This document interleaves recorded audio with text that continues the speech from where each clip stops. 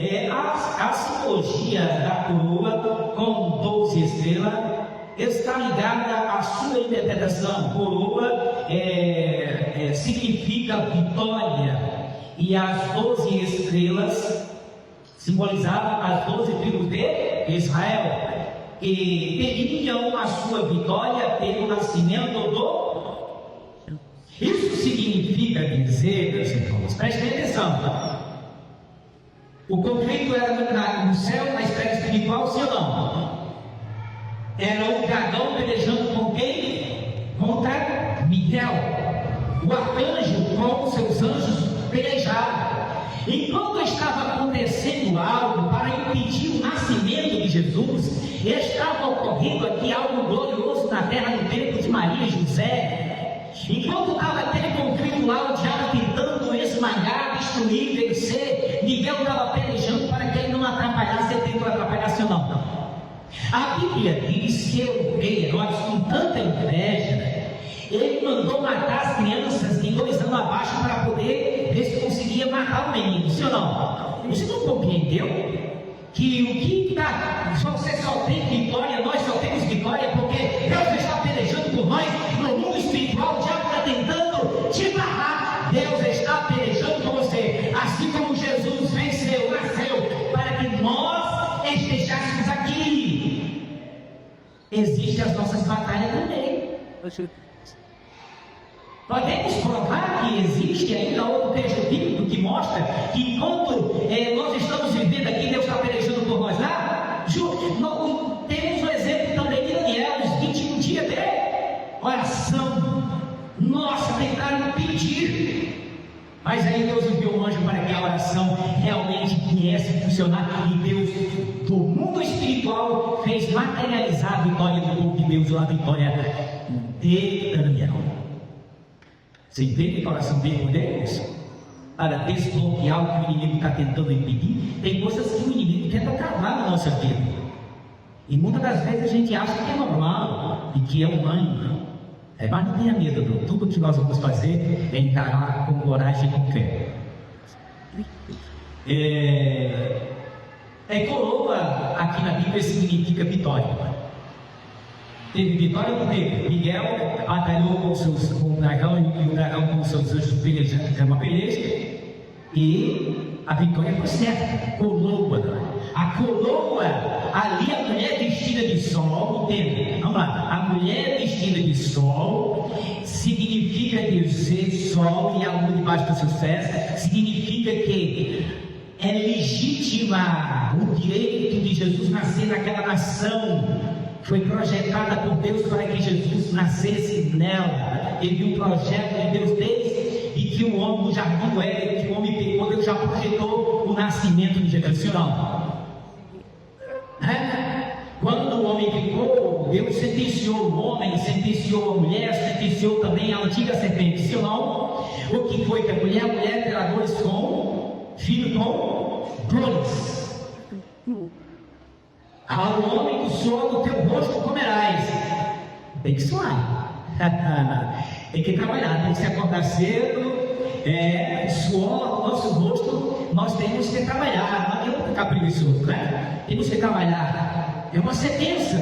Essa sentença dói, às vezes, não dói? E a serpente, o que foi? De uma mulher, da semente de uma mulher, nasceria um filho que esmagaria a cabeça de quem? A serpente. Isso ainda não aconteceu, viu, irmão?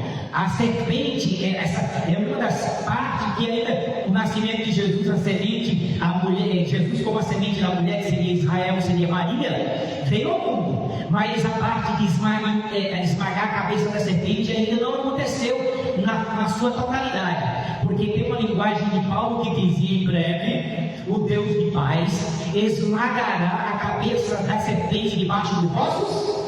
Está no plural.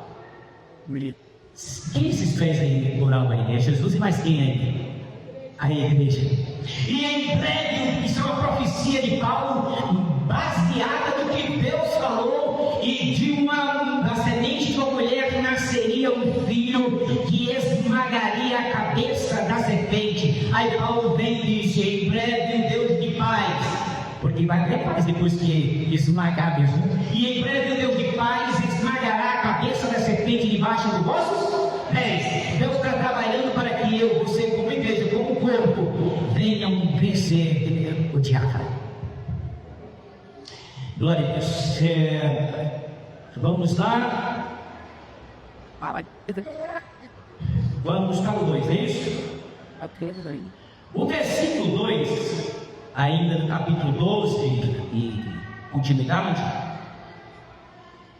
se achava grávida com gritos, sofrendo, tocando. Significa a fase, alvoroço e conflito espiritual do nascimento de Jesus, pois o diabo fez de tudo para o quê? Para impedir o nascimento de Jesus.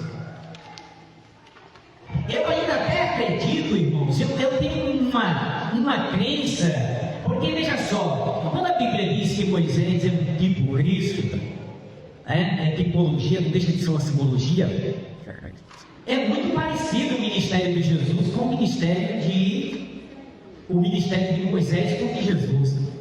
Repito, Moisés era o legislador, Jesus também é legislador, entendeu? Os homens, ele que legisla as nossas leis. Agora, Jesus, nós temos que obedecer a sua lei, que é a palavra do Evangelho de Jesus Cristo.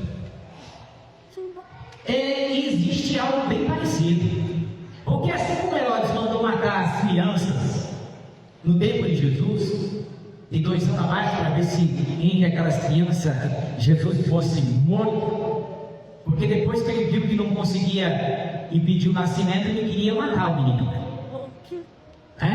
Materializou tudo no capítulo 12 de Apocalipse, foi materializado no tempo.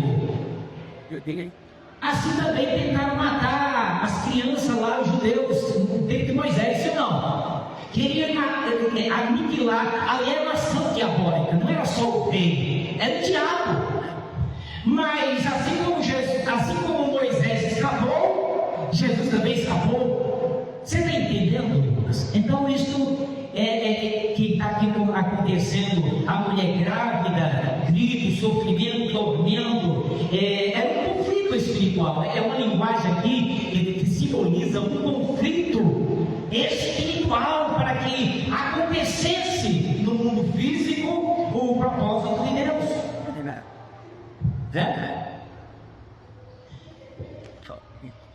Vamos agora para o versículo número 3.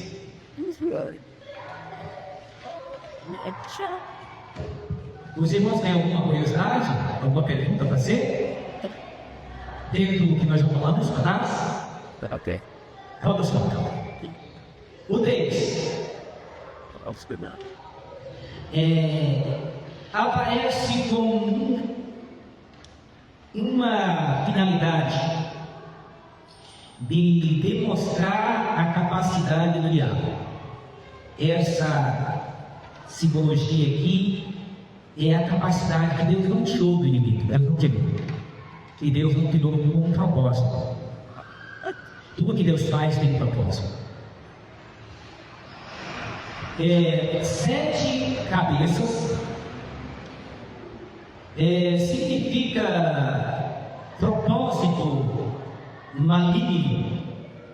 10 chifres, seu poder maligno. O chifre representa poderes malignos. E você quer saber o maior poder que o diabo tem? O maior poder que ele usa na humanidade, o maior. Olha, Deus ele não permite que o diabo nos toque. Está escrito. E o maligno não lhe toca. Porque se o maligno tocar, assim como ele tocou em Jó, ele ia fazer um estrago muito grande, irmãos. O poder maligno do diabo, se ele tocar no nosso corpo, o que aconteceu com Jó aconteceria com o monstro. Com Jó só aconteceu porque Deus permitiu, viu não? Houve uma permissão de Deus. O diabo não tem permissão, Deus não tirou nem o poder do diabo. Entenda, Se Deus não tirou nem o poder do diabo, mas Ele não permite muitas coisas, nenhuma delas é Ele nos tocar, porque Ele nos mataria ou nos faria uma chaga, né? Ele tocou em Jó, aconteceu aquilo. Então o chifre aqui é poder maligno. Mas a pergunta é: qual é o maior poder do maligno? Até biblicamente falando, como foi que ele conseguiu trazer o pecado para o mundo? Usando o quê? Força? Tocando em Eva? Tocando no corpo de Eva? Tocando em Adão? Não. O maior poder do diabo, que nós devemos estar preocupados, e ele está usando muito porque as pessoas não querem amar a Bíblia. O maior poder do diabo se chama o poder de enganar. Ele consegue enganar. Ele, o que é falso profeta? Falsos profetas, irmão, não existe falso profeta no mundo lá fora, não. Os falsos profetas que Jesus fala são pessoas do meio do povo de Deus. Falsos profetas são pessoas que usam a Bíblia. Um falso profeta que Jesus disse: você multiplicar a iniquidade ao amor de muitos e criarão, e surgirão muitos falsos profetas, são sinais dos últimos tempos. Falsos profetas estão no nosso meio, não está lá no jogo de futebol, não está lá, não, está no nosso meio. E a ferramenta de um falso profeta é a Bíblia, sendo interpretando de forma errada. Então o maior poder do diabo é quando ele enganou lá quem? Eva, com uma conversinha. Ele continua fazendo isso. A Bíblia, o apóstolo Paulo diz: o Espírito, e aí é o Espírito de Deus, o Espírito expressamente diz que nos últimos tempos muitos apostatarão da fé, por darem ouvido a espíritos enganadores, enganadores, e a doutrina de quem? De demônios. Então o maior poder do diabo para influenciar e paralisar a igreja se chama o poder de persuadir, de enganar. E ele engana as pessoas que não amam a palavra de Deus, porque quem de fato ama a palavra de Deus tem um raio-x para conseguir identificar o que vem de Deus e o que vem do inimigo. Eu sempre falo, existem duas formas de discernir os espíritos. Uma é o dom de Deus. Quem tem o dom de Deus, e graças a Deus pela misericórdia, obrigado, Senhor, que Ele deu esse dom, que é o dom de discernir espírito.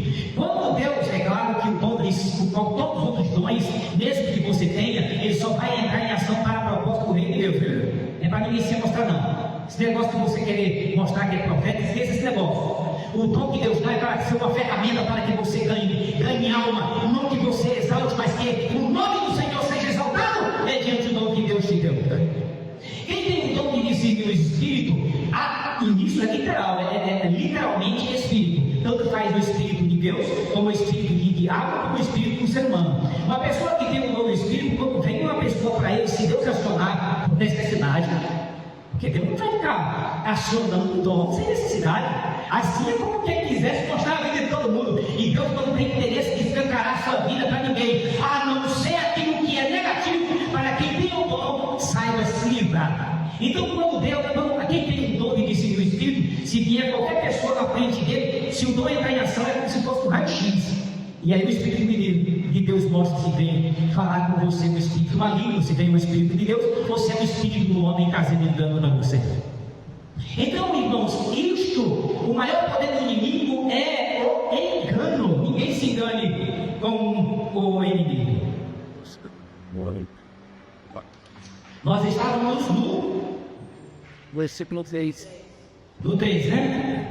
Então, 7 cabeças significa o propósito maligno. 10 chifres, o seu poder maligno. Diadema simboliza o engano, já que em Apocalipse capítulo 19, verso 11 ao 12, mostra Jesus como digno de muitos diademas. Você está entendendo aí, irmãos? Só quem é digno dos diademas é Jesus. Mas o inimigo, como ele tem a artimanha de enganar, ele tinha que ter ali nele diademas, que é algo, os diademas aqui, é da realeza, é para quem é da cúpula real. E ele tinha aquilo ali que era forma de enganar. não lembre-se que, se você ler o capítulo todo, ele enganou até essa parte dos anjos. Então ainda é engano, o poder dele é engano ou não é? Porque se não tivesse enganado, os anjos não teriam. É uma capa, só que isso não foi da noite para o dia, tá? O diabo está no esfera espiritual, no mundo espiritual. Eu acredito que ele levou muito tempo para ele conseguir arquitetar o seu plano de enganar até essa parte dos anjos. Vamos lá? Apocalipse, quem está afiado? Apocalipse capítulo número 12, verso de número. Apocalipse capítulo 19, 11 ao 12. Com voz bem forte, não vamos ser tímidos. Quem esses valentes de Deus aí se levantem? Ele estava aberto. Ele estava aberto e ele está nas pintadas com ele. Chamava-se que era verdadeiro. Quem é fiel e verdadeiro? Quem é fiel e verdadeiro é diferente dos diademas que quem tinha lá era verdadeiro. E esse aí é fiel e verdadeiro. E os combates policiais, e os teus olhos eram como chama de fogo, e sobre a sua cabeça havia menos diademas, e tinha um nome escrito, que ninguém sabia se não é de Deus. Esse nome escrito só quem sabe é Ele mesmo. E esse privilégio, se nós vencermos, nós também vamos ter esse privilégio, meus irmãos. E ter um nome só quem vai saber, somos nós e nós temos. Porque está escrito em Apocalipse que aquele que vencer, lhe darei uma pedrinha branca com o seu novo nome, e ninguém saberá esse nome, senão Deus e a própria pessoa que recebeu. É uma identidade, é o NG. Glória a Deus, né? Então aí mostra o quê? Um que estava no cavalo branco, que ele é fiel e verdadeiro, esse é Jesus. Ele tinha muitos diademas, ele é da realeza, ele é rei, ele é real, ele é verdadeiro. Amém?